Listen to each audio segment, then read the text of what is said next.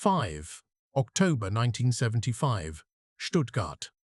In one decade, I defended a camp guard. In the next, a bank bomber. Both swear the system is lying about them.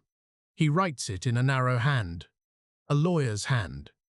Carl H., born 1930, Swabian father in the eastern forests since 1944, missing. His sentence is not for court. It is for a notebook. It could not have been spoken aloud at the time. It sounds like provocation. It reads like arithmetic. It will unfurl over 30 years. 8 May 1945, near Bad Cannstatt, Württemberg, Baden, American zone. The boy watches the column arrive. Jeeps, armored cars, the fluorescent whiteness of the star. The house has no panes. The glass splinters were swept into a bucket and poured into the canal 2 months ago. The cellar still smells of burned wood and sour potatoes. A hand-lettered sign on the corner building reads, Küche. Super. Another reads Vorsicht Blindgänger. A third is simply names, a list of names pinned to a charred door. Missing. The local Ortsgruppenleiter gone, the teacher gone, the father gone. The mathematics of defeat is visible. You can count it. Window by window, street by street, ton by ton of rubble into handcarts pushed by women with cloth headscarves. The Trümmerfrauen begin almost immediately. They organize because they must. They do not call it heroism. They call it warmth. Each load of brick a chance to dry one more blanket, one more small pair of shoes. An occupation report from the U.S. Mahn. Military government for Württemberg, Baden, June 1945, written in clipped English, notes, civilians appear fearful yet docile. Curfews are respected. Food situation precarious. It is the language of management. It reads like weather. A cold front passes. 800,000 calories short across a district. The mathematics of hunger is cruel and impartial. Ration cards allocate bread, fat, sugar. Men, 500 calories, sometimes less. Women and children, less still. The hunger winter of 1946-47 will drop energy to under 1,000 calories on some days. Coal arrives late, irregularly, then not at all. The freeze pours into stairwells and settles on ledger books.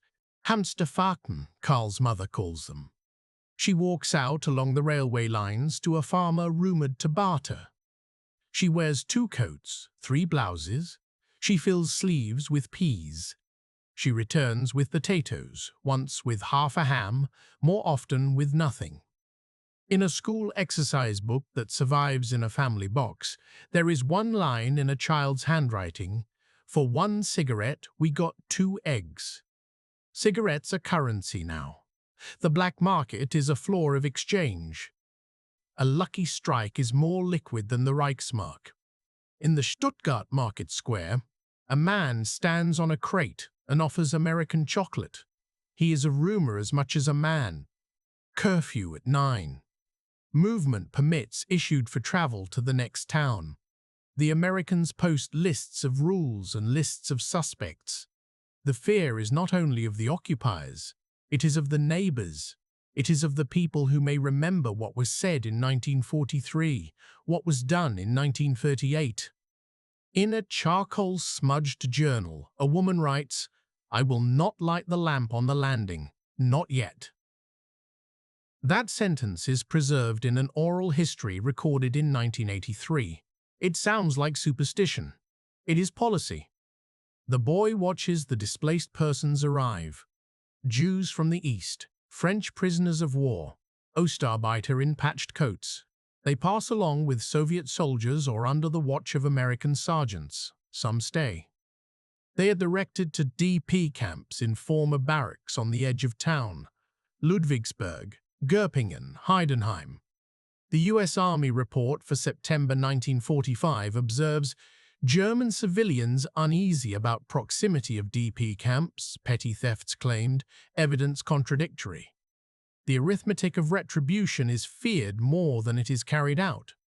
There are beatings at night, there are rapes, there are reparation seizures, there is also routine. The war, too, had routine.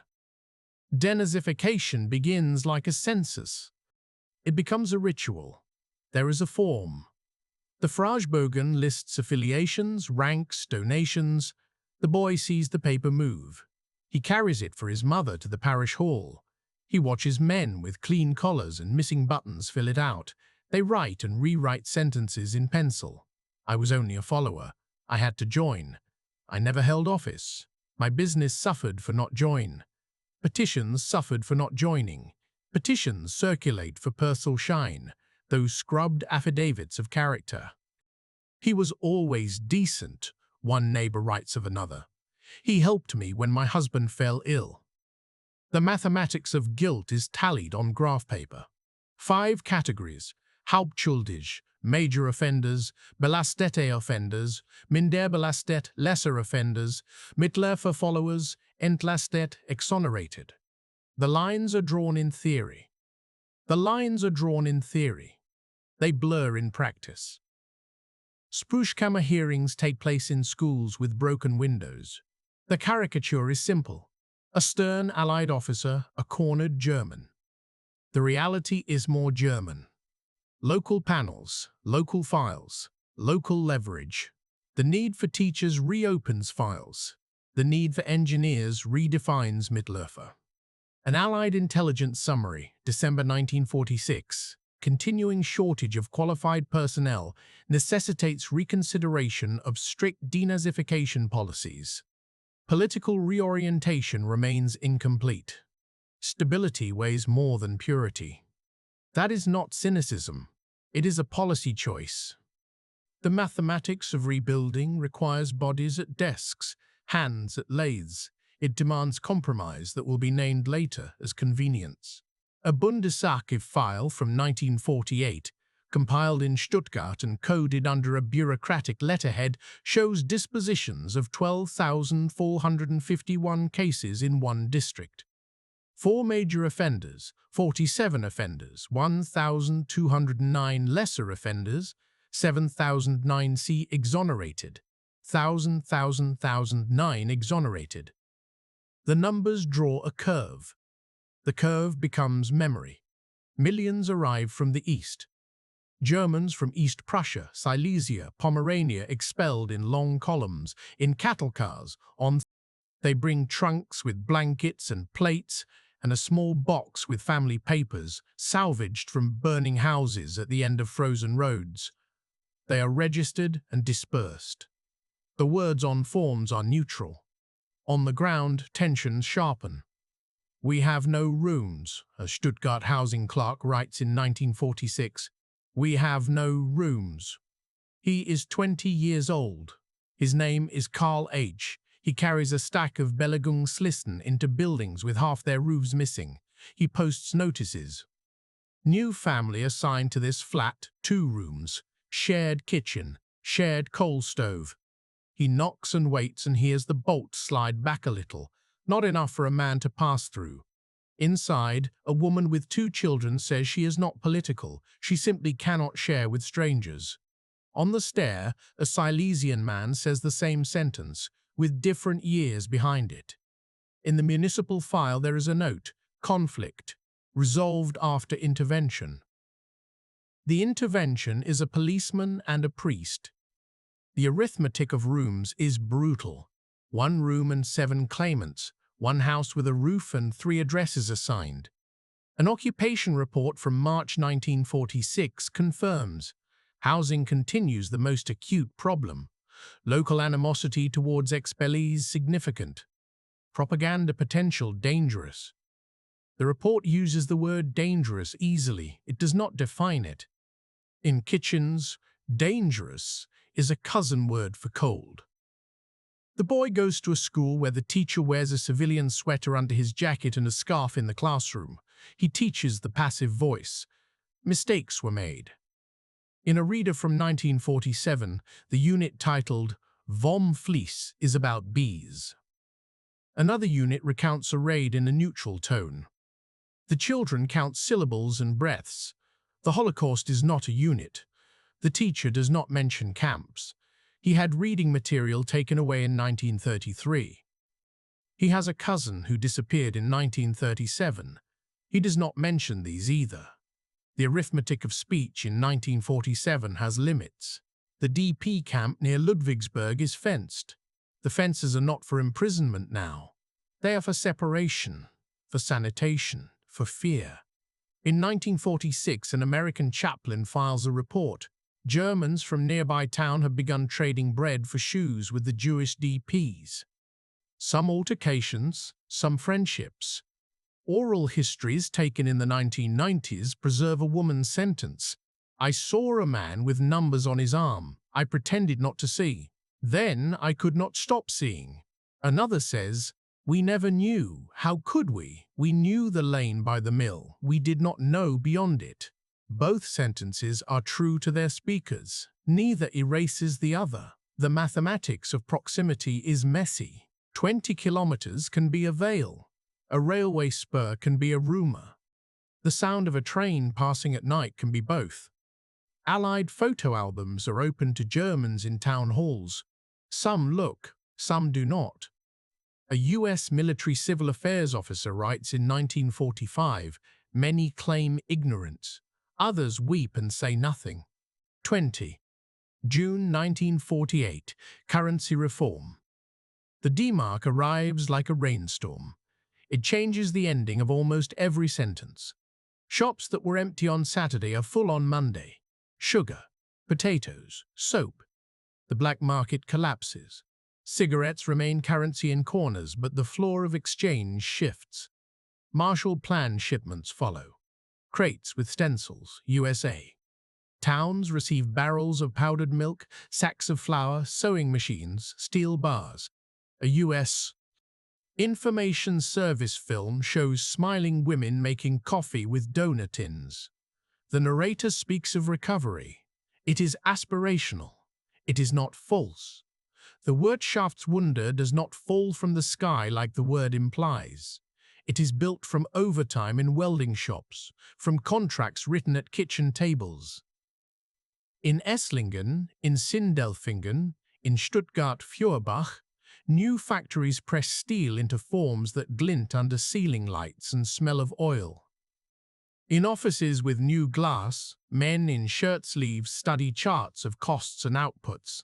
An engineer murmurs, just in time, before it is fashionable. The arithmetic of growth is still arithmetic. A conveyor belt loaded at one end must be unloaded at the other. Karl takes the tram to Tübingen in 1948 to attend law lectures in wool trousers that itch. He leans in a drafty auditorium and listens to a professor who was not removed in 1945, explain civil procedure as if no regime had ever used it to crush a man. He studies Roman law. He studies property. He studies the way a question is framed in a courtroom to be both narrow and large. The denazification system shifts in these years. It becomes self-administered. It becomes quieter. The workload is crushing. Cases pile up. Appeals are filed. Mitläufer is a blanket. It is useful. It warms the bureaucracy. The Federal Republic is founded in 1949 with a basic law that calls itself provisional and then becomes durable. The 131er Gesetz, Article 31 of the Basic Law, restores pensions and posts to former civil servants. The decision is not hidden. It is explained as necessity. Many Germans greet it with relief. Some greet it with bile. Allied intelligence summaries note growing tendencies toward amnesty and forgetting. The mathematics of staffing the new police, the new ministries, the schools result in names recurring in letterheads that also recur in 1937 phone books. In the municipal legal office, Karl writes memos about zoning and noise ordinances. He writes them with the clarity of a man who wishes the law to be a wall against weather. He wants it to hold. In 1954, he passes the second state examination and opens a small practice near the Marktplatz. He defends stolen bicycles, minor frauds, divorces. He learns to watch faces. He learns the uses of silence. In 1957, he takes a case that turns into a file with red thread running through the holes. A former party official calls him from a village near Heilbronn. The man's denazification case was decided in 1948 as Mittelalter. Now a new accusation arrives. He is said to have denounced. The file contains a letter in a rounded Sutherland hand that names the exact day and the street. It names a window and a sentence shouted through it. He loses the case. He writes in his journal, "We are not finished. We never will be." The economy rises. Volkswagen expands. Bosch hums. Daimler punches a clock with thousands of fists. The unions negotiate. The SPD calibrates. Newspapers write about abundance. Radios sell well. Television arrives in living rooms with crocheted doilies under it. In his office, Karl defends a truck driver who stole copper wire and a foreman who hit his apprentice. He handles the divorce of a woman whose husband drinks the dishwasher's wage. He defends a former policeman who wants his pension recalculated after a truncated denazification. The Nachkriegskinder grow into teenagers. They wear blue jeans. They sing in English. Schoolbooks in 1958 still describe the Nazi period with a soft voice. In those years, one text says, our people suffered many reverses. The bombings are emphasized. The expulsion is described in pages that mention our lost eastern territories, as if the community were a single organism without organs. The victims have no faces yet. 1963, Frankfurt. The Auschwitz trial begins. A prosecutor named Fritz Bauer pushes through the thicket. He insists on naming names. He insists on the difference between a system and responsibility within it. He reopens doors that the new country had quietly painted shut. The press prints the word Auschwitz in headlines. The courtroom is a machine that converts testimony into paper. There are days when it fails. There are days when it tears at tissue. Karl is asked to serve as one of the appointed defense counsel for a minor defendant. The man is a former guard, one among many. He is not a commander. He is not a designer. He is pale now. He trembles when he lights a cigarette. He repeats phrases from the 1950s. I had to. I did not know. The file contains depositions in which survivors remember his face and a gesture with a baton. The mathematics of memory is not simple. It is not a ledger. It is a struggle with fog and glare. The court calls witnesses from Israel, from Poland. They speak German, some of them with a rhythm that slows the room. The recorder writes more carefully when they speak. Karl writes in his notebook then, the law weighs and weighs. We can say it cannot weigh the dead, but we still weigh. He watches how the accused sits. He watches a survivor look at him and not recognize him for a moment, then stiffen. He questions a witness about dates and is ashamed by his own voice. He then questions the file. He asks the judge to consider the time between that winter and this one. He loses those motions. It is right that he does. He returns to Stuttgart for weekends and sits at the kitchen table with his wife and their daughter, who is 13 and fiercely curious. She has asked why they did not know. His answer is not a sentence. It is a period of silence. 1966 Stuttgart. New apartment blocks rise near Zuffenhausen. The streets are named for composers. The expellees have built clubs and memorials to villages that no longer exist in the East. They come together and sing songs of homeland in halls that smell of pretzels and beer. Associations of Heimatvertriebene lobby for recognition and restitution. The Bundevertriebenen prints maps. The Cold War has made the borders hard. The Federal Republic recognizes the Oder-Neisse line only in 1970. In the 1950s, the map of memory remains a possibility. The arithmetic of loss adds as if the sum could make a place appear. Displaced persons, camps empty, slowly. Many Jews leave for America, for Israel. Some stay and establish communities that never existed in this shape in Germany before. The German state begins to pay reparations. The language is unwieldy. It calls payments. Wiedergutmachung, an impossible word, a word that cannot be real. The file numbers pile up. The moral math never resolves. The Cold War's mathematics overlays another grid. The Federal Republic integrates into NATO. It rearms. Former Wehrmacht officers lecture the new Bundeswehr on innere Führung, a doctrine meant to marry soldiering to citizenship. The students of 1968 will call them opportunists. Some are not. 1967, Berlin. A student is shot at a demonstration. A movement swells. It crescendos elsewhere, but its echo in Stuttgart reaches Karl's office. His daughter sits at a table with friends and reads leaflets. She quotes poems. She asks about the judge's past, about the prosecutor's past, about his. He tells her he was a boy in the rubble, a clerk with a Belegungsliste. She says, that is not an answer. She is right. He writes in the notebook what answer would satisfy. He watches the city begin to produce a new kind of file. It is called a Verfassungsschutzbericht. It monitors extremism of the left and the right. He reads it with an eye trained by years of municipal prose. He feels older than the men who write it. 1970 Stuttgart. Bombs explode in bank foyers in Frankfurt and Hamburg. The groups call themselves by numbers and initials. Their communiques claim to unmask the fascist state. Their photographs show young men and women with hard eyes.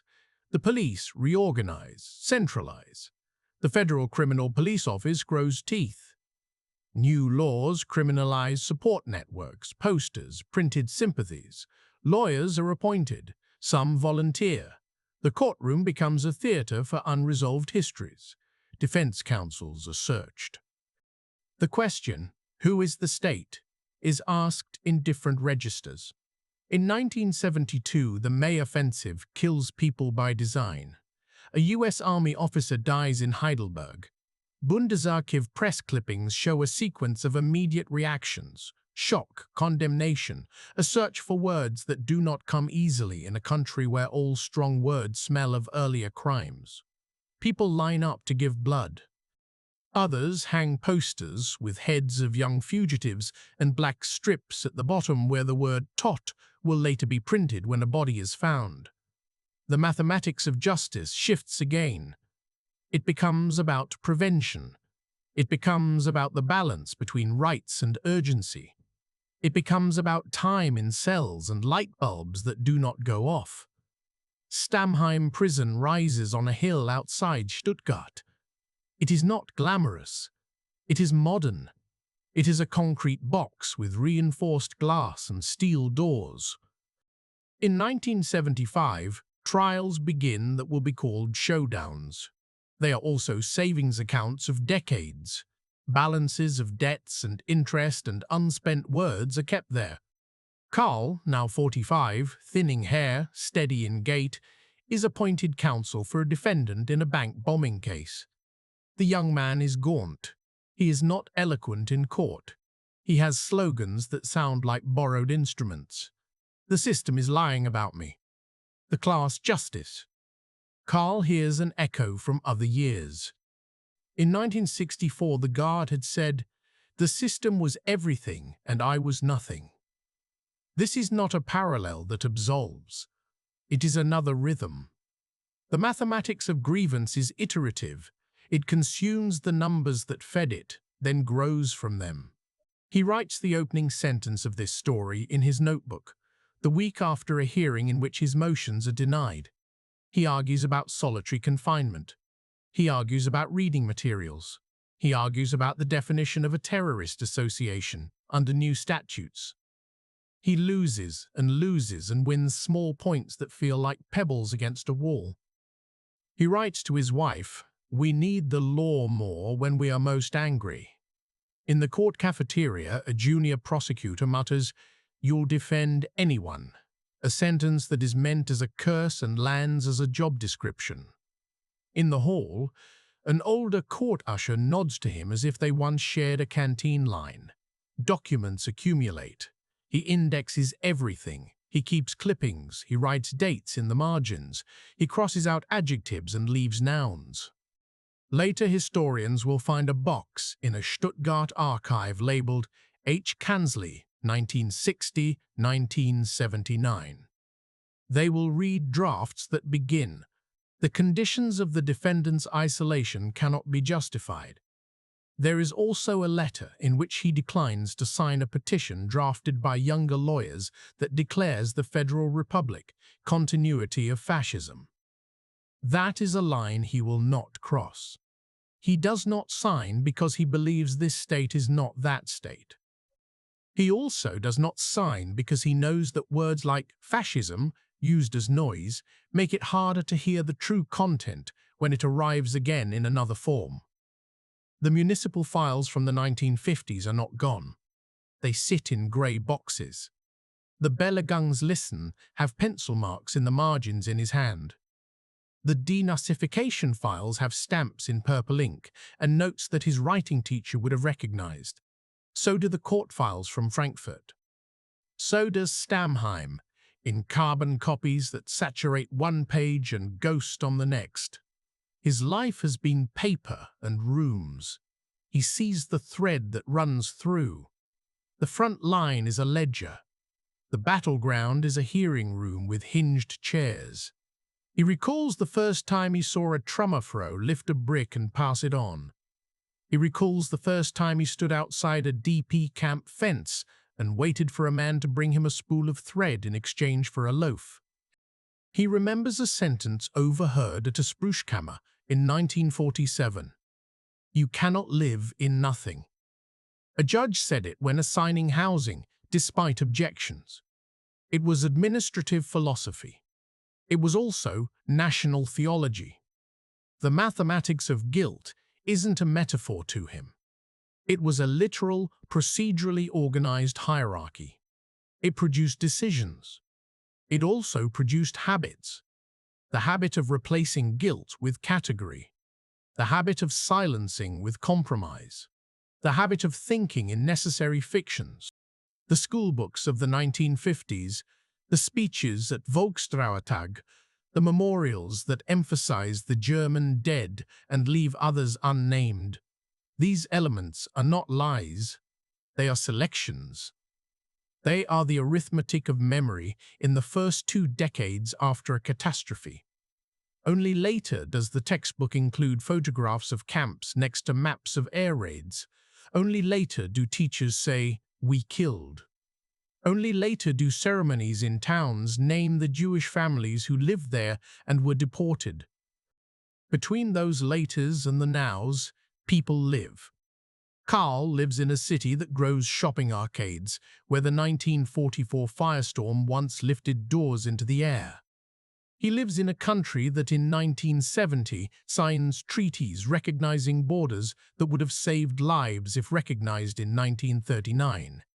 He lives near factories that employ new workers from Italy, Turkey, Greece.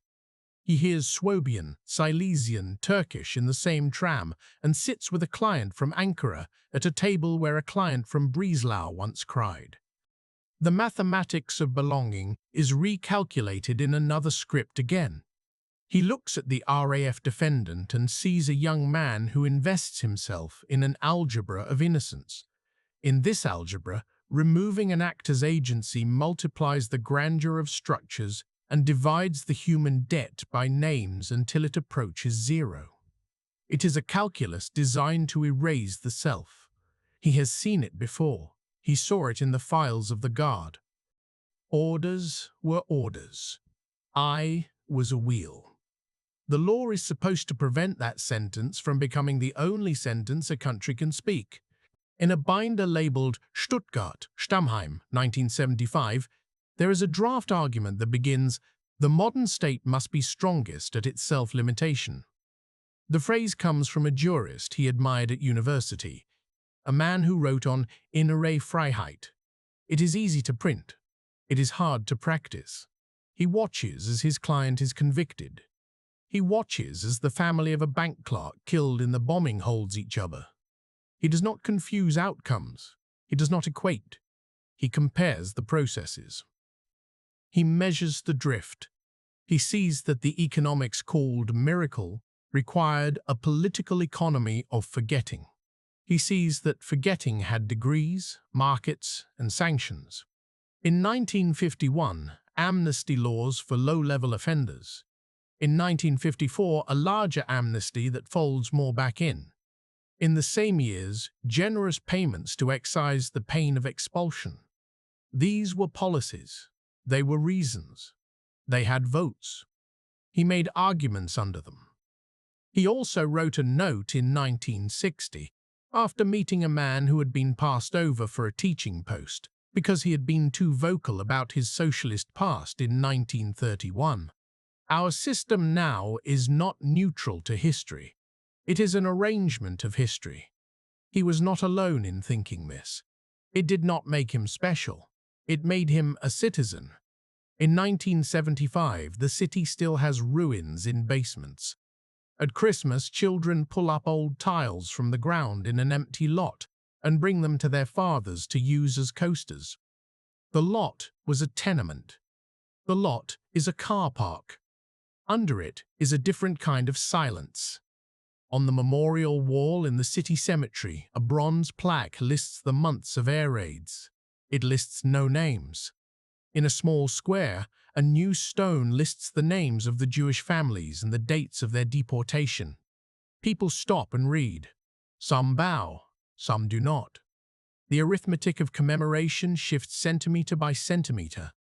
In bedrooms, marriages measure themselves against a country's slow exhalations. Karl does not talk much at home. He did not when he was a boy, and he does not when he is a man. In the late 1960s, his wife asked if they would attend a screening of a documentary about a camp. He said yes. He did not say why that week he avoided the room with the television. He defended guards in court. He sat in a barber's chair and listened to a man say, "We had it worse," and he said nothing. He listened to a young activist in a student union say, "Nothing has changed," and he said nothing. He saved sentences for the notebooks. An oral history recorded with a Trümmerfrau named Hannah Lorem in 1981 contains the line, "We did not talk because, at the end of the day, our throats were full of dust." This is not an excuse. It is a description.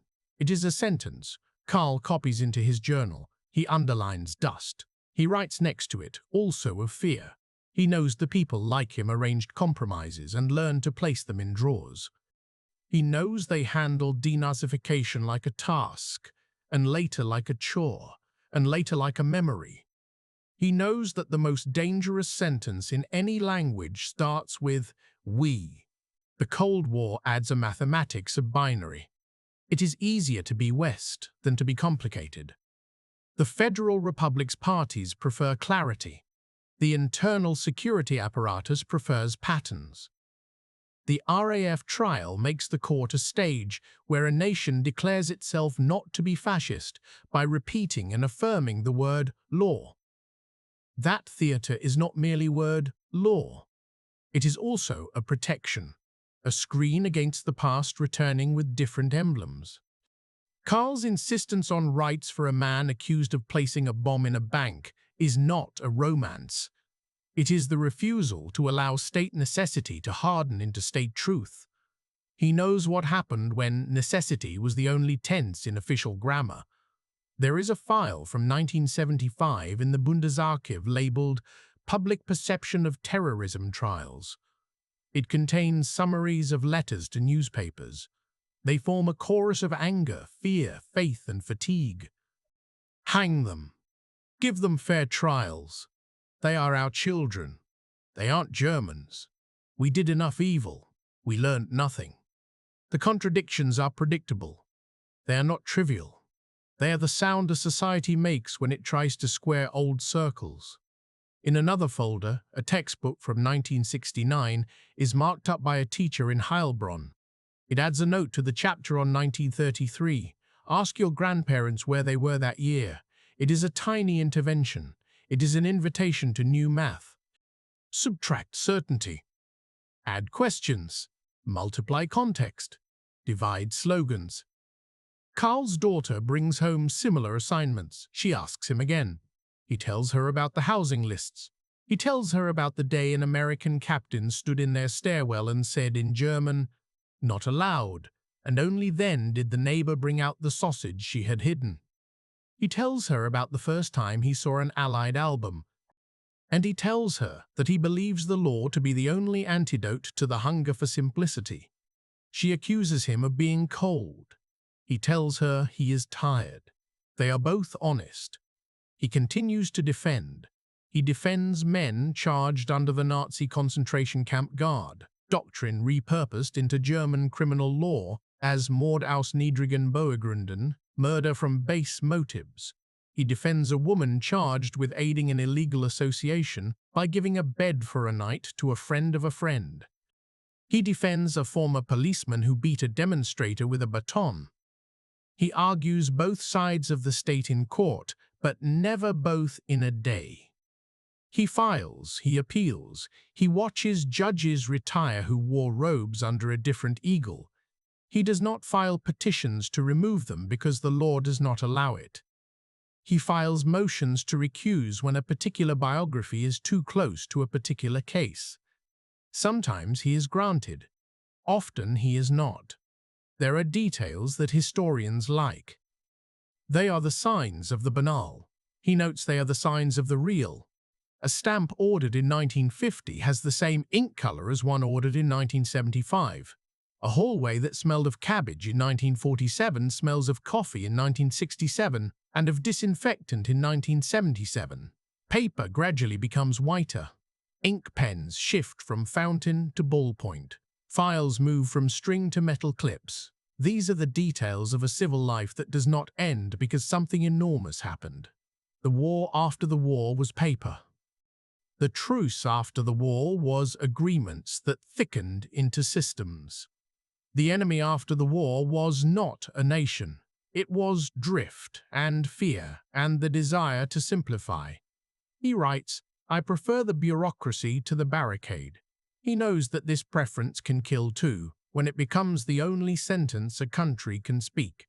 He chooses it anyway, with qualifications and underlining. He always returns to arithmetic. In 1946, the calories per day. In 1948, the marks per ration card. In 1951, the amnesty paragraphs. In 1954, the pensions recalculated. In 1963, the counts, the paragraphs in the Strafgesetzbuch. In 1975, the Criminal Code's sections on terrorist association. Each is a number attached to a life. Each is a place where a decision is forced. He is not a hero. He is not a villain. He writes on behalf of men who cannot write for themselves or will not or should not. His sentences sometimes hurt people. Motion denied can be a wound. Motion granted can be a wound too. He knows the ache of survivors when hearing a guard's counsel ask if they precisely recall the angle of a shout. He knows their anger when a defendant reverts to a well-worn plea. He knows the disgust of a bank clerk's widow when hearing a lawyer talk about legality in the face of scales that will not balance. He knows these are not symmetric. He knows symmetry is a temptation that leads to fraud. He writes himself a rule. Weigh, do not equalize. In his later notebooks, he writes sentences that are as simple as the first and as dangerous. We created a state on bargains. We balanced hunger with silence. We traded justice for jobs. We paid for growth with erasure. He writes these in the 1970s, not in hindsight. He knows they are both true and unfair as generalizations. He writes another sentence beneath them, better this state than the other. He underlines better twice. He does not apologize for that. He does not need to. He is still a citizen of a place where the police ring a doorbell. In the winter of 1975-76, a snow falls that is too thin to be quiet. but enough to give every roof a white edge. He walks past the square where a new memorial lists more names, not just German ones. He reads each surname and the year they left, not always voluntarily. It is a litany that includes Glixman, Kuhn, Lewin. He mutters each, then his own H. He is not religious. He knows the value of prayer is not in its object, but its rhythm. He has kept a letter from a woman he helped in 1940. She had 3 children and a husband killed in 1943 at Kursk. She later voted for the CDU, then the SPD, then stayed home. Her daughter became a nurse. She wrote him in 1962, "I have my apartment now. We will move the bed on Saturday. You were stern that day in our kitchen. We were unkind. I wanted to thank you anyway." He unfolds it sometimes when the radio mutters news of bombs or arrests or resignations.